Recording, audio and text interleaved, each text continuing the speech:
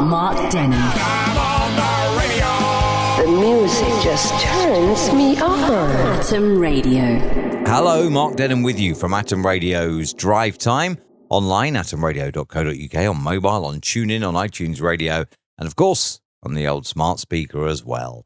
This is episode 71 of the podcast, The Best Bits of Drive Time, and it's the last one of 2019. Week 51 of 2019 is complete and on the way for you in the podcast this week. Sometimes bad smells are better than sorting them out. Penis fish. I kid you not. It's a real thing. A hot wrapping tip as well. If you've not done your wrapping yet, I have a tip to help you sorted with that as well. A massive improvement happened to Christmas dinners across Scotland this week. Naff Christmas presents and the snowflake generation strikes again. Here comes the best bits. Atom Radio. Ooh, yeah. Playing the music you want to hear. Mark Denholm. AtomRadio.co.uk. Be careful if you are a smoker who likes a nice smelling car. A motorist was lucky to escape with just minor injuries. He lit a cigarette in his car just moments after having sprayed an aerosol air freshener. The car explodes. Windows blown out, the boot is out of shape, the roof is out of shape, the doors are all bent as well, and he has managed to escape with just minor injuries. Wow. Drive Time with Mark Denholm. This is Mark Denholm with you on Drive Time. I've learned something new today. Just looking online, I've learned something new. Tens of thousands of penis fish have mysteriously washed up on a beach in California. They're technically a worm and they're known as the fat innkeeper worm, but they're also sometimes called penis fish. Now, the story does work on this by saying the critters were spotted flopped across the sands of Drake's Beach in California, and there is an actual picture of this worm here, and it does look like a penis. I never knew that. I've learned something new. Mark Denholm. AtomRadio.co.uk. It's the big drive home on Atom Radio around the world, at atomradio.co.uk, on TuneIn, on iTunes Radio, and on your smart speaker as well. Plenty of ways to listen. As long as you have some way of connecting to the internet, you can listen. This wrapping tip I've got for you. You know when you're wrapping something like square or rectangular or whatever, and you pull the paper over, and it just doesn't quite match. You're about like a centimetre or two short, and you're like, no, I haven't got enough. Top tip for you, turn it sideways. Or turn it diagonally even. That's what I was trying to say. Don't turn it sideways, because if it's square, it still wouldn't work. Turn it diagonally, then pull the paper over it diagonally. And once you pull all the corners over diagonally, you'll find you've covered the whole present. You can thank me later for that. Mark Denholm with Drive Time. If you are going out, perhaps you've got a Christmas meal out planned, all right? If you are going out, a Mexican diner has been forced to shut after a customer filmed one of its employees doing something quite disgusting. This is the Rancheritos Mexican food restaurant, which is in Utah. It's been closed down by the health department after this video then emerged on Facebook. The video shows an employee of the restaurant having a pee in the kitchen. Oh, dirty Bertie. Drive Time with Mark Denholm. So this apparent tragedy that has happened to Christmas lunches, well, there's been a road traffic accident. Mountains of Brussels sprouts have spilled out in Fife. Police were called to Admiralty Road in Fife around 10:45 a.m. yesterday. A trailer being pulled by another vehicle overturned, shedding its load of Brussels sprouts everywhere. Oh, yes, I hate Brussels sprouts. What a result. The paper, though, are saying this is a tragedy for Christmas lunches, though, in Scotland as well. And I have to say, though, well done to whoever wrote the tweet that says they've called it Sproutrageous driving. Mark Denholm with Drive Time. It's 6:15. It is Tuesday, the 17th of December. This time in a week, it'll be Tuesday, the 24th of December, and that is Christmas Eve. Now, It's the end of the decade, almost. 14 days left, under 14 days now left in this decade. The top 10 gadgets, as described by Time magazine, their list of top 10 gadgets throughout the decade of the 2010s, they've called it. I don't know what this will be. I mean, the 1910s was the 1910s, wasn't it? And then you had the 20s, 30s, 40s, 50s, etc. We've had the noughties. This is going to end up being the 2010s, isn't it? There's going to be no abbreviation. At 10, an Xbox adaptive controller. 9 is the Nintendo Switch. 8 is Apple AirPods. I've got those. 7 is an Apple Watch. I've got that. 6 is an Amazon Echo. No, don't have that. 5 is a DJI Phantom. No. 4 is a Google Chromecast. Yes. 3 is Raspberry Pi. No. 2 is a Tesla Model S. No.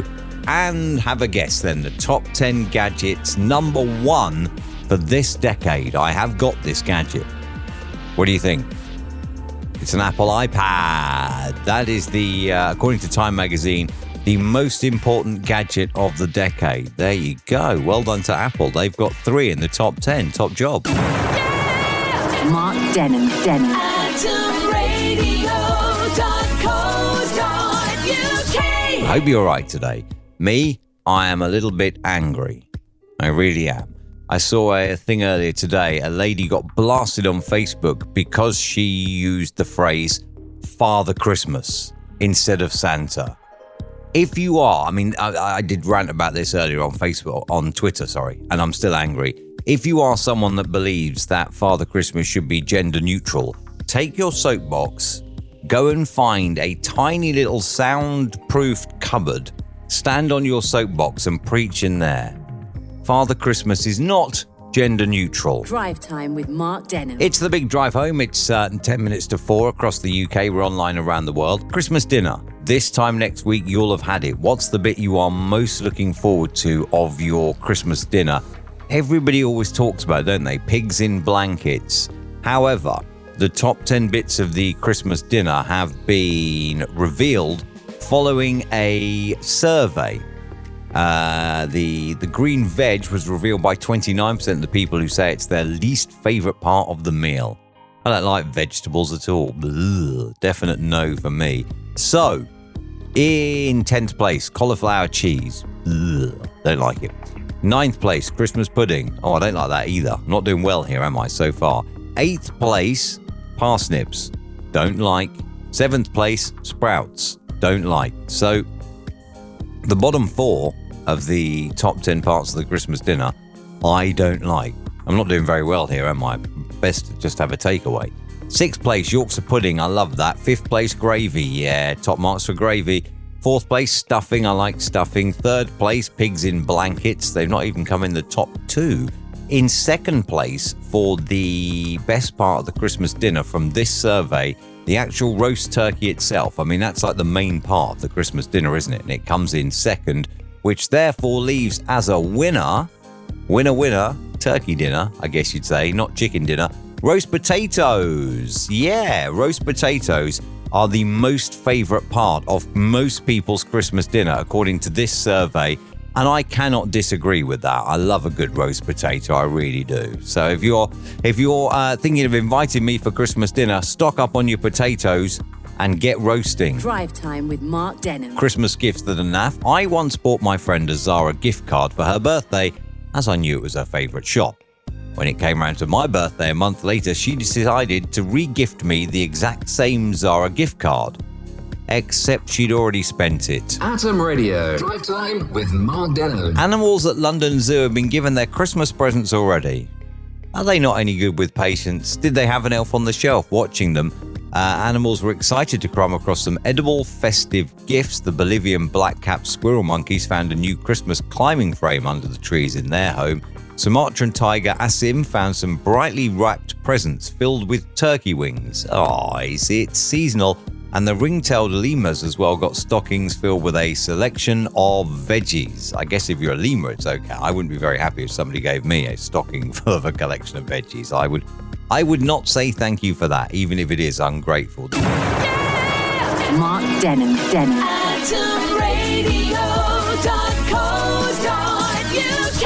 Workplace incivility. I heard about this earlier, and I have to say, I think it's shocking. I really do.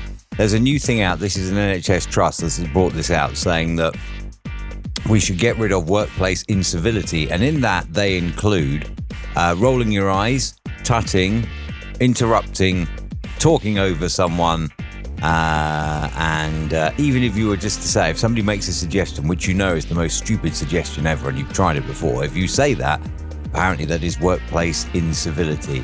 This is another step forward for the snowflake generation, is it? I am lost for words on this. Drive Time with Mark Denholm. Almost at the end of the decade, 19th of December today, 12 days left in the 2010s. I was just thinking earlier on today, and I did share this on Twitter, and I thought I'd share it now as well. What is one of the biggest differences for you between 2010 and 2019? One of the biggest differences you notice? For me, I tell you what I have noticed. It's the amount of girls, ladies, whatever now, with unnaturally white teeth that are like blinding, hidden behind those false, plumped up pufferfish lips. Girls, it's not a good look, I'm telling you. Atom Radio. Drive Time with Mark Denholm. In the news, period badges for female workers at a Japanese company have been criticized. The badges feature a cartoon character called Sierry-chan, known for being a symbol of women's menstrual health in the country. That's a bit off-key, really, isn't it? It's a bit off-key. I mean, you can easily tell anyway by the mood. So it's not really worth putting a badge on them, is it? Atom Radio. Drive Time with Mark Denholm. Christmas and retail workers. I worked in Toys R Us. Not me, but this is whoever wrote it. During the Christmas holiday that Teletubbies and Tracy Island were the toys to have, people were following the deliveries out in the car park in the middle of the night and trying to grab the boxes off the drivers. Ooh. And then another one, when I worked in Tesco, we had an announcement over the tannoy on Christmas Eve for customers to watch their trolleys because the store was running out of carrots and sprouts and other customers were helping themselves to ones from people's trolleys. Oh, that's nasty, isn't it? Like, imagine you don't notice it. You get home and there you are preparing your Christmas meal because it is Christmas Eve. No other chance to go shopping now. So you're preparing your Christmas meal. Right, let's do where's the carrots? So nasty that, isn't it? So nasty. When I worked in Sainsbury's, every Christmas without fail, there's a customer 10 minutes before we close on Christmas Eve kicking off because we've got no turkeys or frozen parsnips left. Why would you leave it till last year? Why? Working in Morrison's, a man has collapsed at Christmas. He was having a heart attack and we cordoned off where he was and called an ambulance. While he was dying on the floor, people were complaining they couldn't get to the vegetables they wanted because the dying man was in their way. I thought it was supposed to be the season of goodwill. Mark Denholm.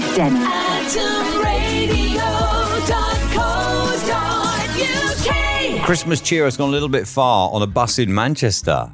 Couple were spotted enjoying, shall we say, some Christmas fun on the backseat of the top deck of a double-decker bus as it journeyed through Manchester. It's the 135 bus in Prestwich, happened on Tuesday. There we go. Remember, babies are for life, not just for Christmas. Drive Time with Mark Denholm. If you have a daughter and you are a dad, how about this? I love this. Photo from America has come out where a dad has gate crashed his daughter's pre-prom photo, and he's just standing there. Quite a well-built guy, this guy, looking at the couple. And I'm thinking, oh no, I'd be scared. I'd be scared of you. Or a baby girl in a baby grow that says, boys are you on it. AtomRadio.co.uk. So there it is, episode 71 of the podcast. There is a serious thing that I'd like to say now because it's the weekend before Christmas. I know that Christmas is a very, very tough time of year for some people. Christmas can be great because it's the time for family and fun, loved ones, friends, presents. But for some people, Christmas is very, very hard, and Christmas highlights the things that they don't have in their life. So please, we're all looking forward to Christmas, I hope.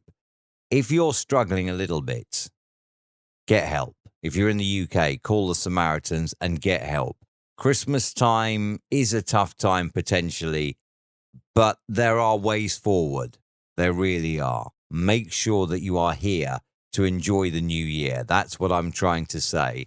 Thank you so much for listening to the podcast episode 71 and for listening to the podcast all through the year as well. I hope you've enjoyed our show, firstly, on Atom Radio. And if you've never checked out the show, I hope you've at least enjoyed what we throw together here on the best bits of the podcast every week. So thank you very much indeed for your support. That'll be me done with podcasting for 2019 now. The best bits of Drive Time all complete because we don't have Drive Time in week 52 of the year. We're done. Thank you so much. Don't forget to subscribe to this on Apple, on Google, and on Spotify as well. On behalf of all of us at Atom Radio and on behalf of myself, of course, Merry Christmas and a Happy New Year. See you in 2020 for more podcasting. Atom Radio. Ooh, yeah. Playing the music you want to hear. Mark Denham. Atom Radio.